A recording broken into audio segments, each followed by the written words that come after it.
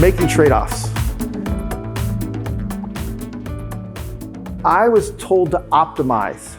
Make it to be the best it can be on all dimensions. And we talk about these requirements of everything it has to be, but ultimately, Jason Fried, who's the one who said it, is you're better off with a kick-ass half than a half-ass whole. And what really means is the fact I can't do it all.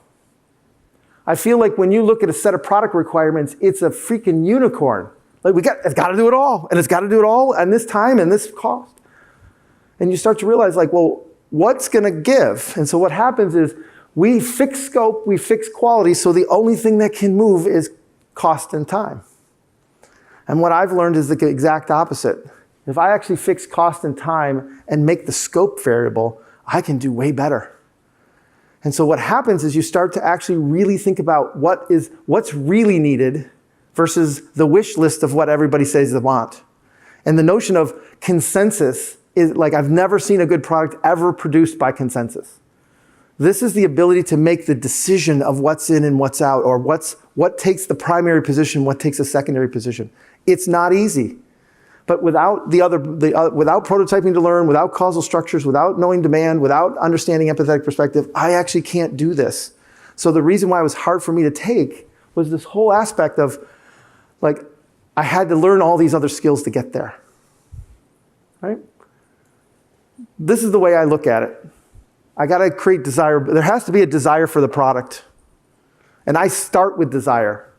I don't end with desire. Most people start with the technology. Oh, we can do this. Who wants it? I actually start with always the demand side and move over to the supply side. And then it's viability, feasibility. But it's the intersection that actually requires, that's where innovation happens.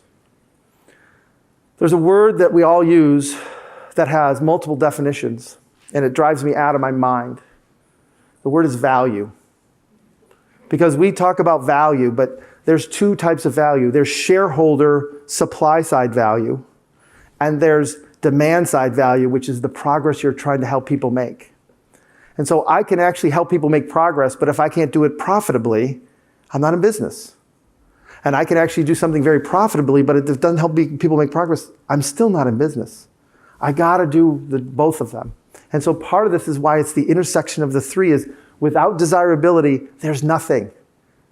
And we keep thinking our product will create desire. And what I would tell you, and I have plenty of case studies to show, that demand exists today that is unmet right now.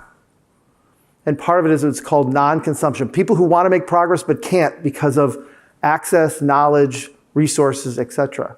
And so being able to understand where that is what's most important.